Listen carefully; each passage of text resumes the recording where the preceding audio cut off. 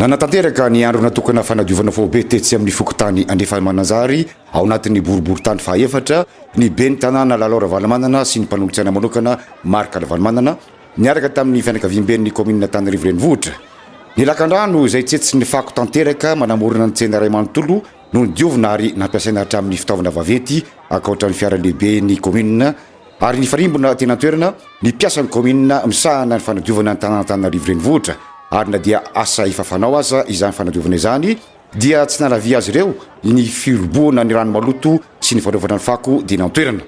Efa ho tapa-bolana mahery no nanombohan'ny asa fa ny anio kosa dia fanamafisana ny fiara-mientan'ny commune Ray Manontolo nanatanteraka ny fanadiovana tena toerana sy ny fokotany andefan'ny Mananjary. Nanafatrafatra kosa ny mpanolotsiana manokana Marc Valamanana sy ny ben'ny tanàna Lalora Valamanana mba hitandrovan'ny mponina ny fahadiovana satria soa iombonana tsy hanavana na iza ny tombotsoa azo avy amin'izany. Mahakasika ny samyvasy sy ny ministera piahy mitantana azy ary ny fiaraha-miasa amin'ny commune Antananarivo dia tsy misy afa-tsy ny fampiresahana trany no ilaina hoy ny ben'ny tanàna Lalora Valamanana fa tsy mifanilika andraikitra sy mifampitsikera lava izao.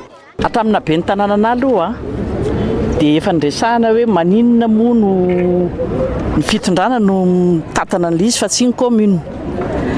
Dia zareo zany namaly hoe zay no anaovany azy fa na izany ara hojerevana ihany zay fampiresahana zany. Amiko zany aleo tsy mifanaratsy fa mifampiresaka foana. Tsika samy malagasy zany zay hoe zay mahasoa ny vahoaka hoe madio ny tanàna mba miaina milamina ny vahoaka zay ny tanjony.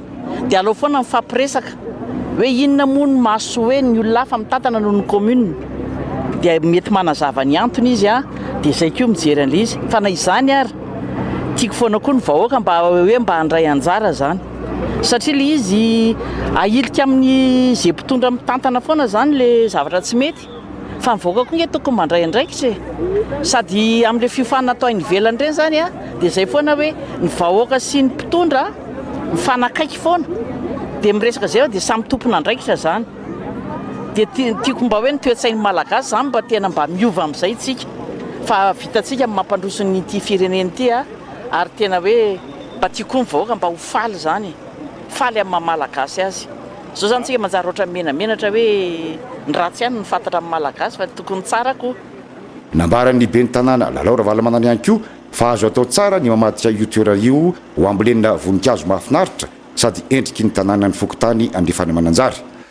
Terefa izay mihitsy za maty voninkazo zay mba nofinosy faniriana zany dia azo eritreretina tsara mihitsy fa tsy maintsy ny anazy zany tsy maintsy hoe mandray andraikitra koa ny vahoaka zay foana fa raha mifanilika fotsiny tsika tsy mety fa aleo samy mandray andraikitra mba misy firaisan-kina fiaraha-miasa mitovy ny fijery zay ny tsara ataontsika malagasy. Ny tanjona dia mila miaina milamina ny vahoaka ny Tananarivo. Efa ben'ny tanàna raha teo ny mpanolotsiana manokana Marc Valamanana ka fantany tsara izay mahasoana Tananarivo renivohitra. Asa avy hatrany no tanterahana satria mahonena loatra ny mahita ny fiainan'ny mponina ao anatin'ny loto sy ny fako. Tsy mendrika ny vahoaka malagasy izao zava-misy izao araky ny nambarany hatrany. Tsy ny teny amin'ny boriboritany fahaefatra ihany moa no anaovana ny fanadiovana faobe fa manerana ny boriboritany enina rehetra.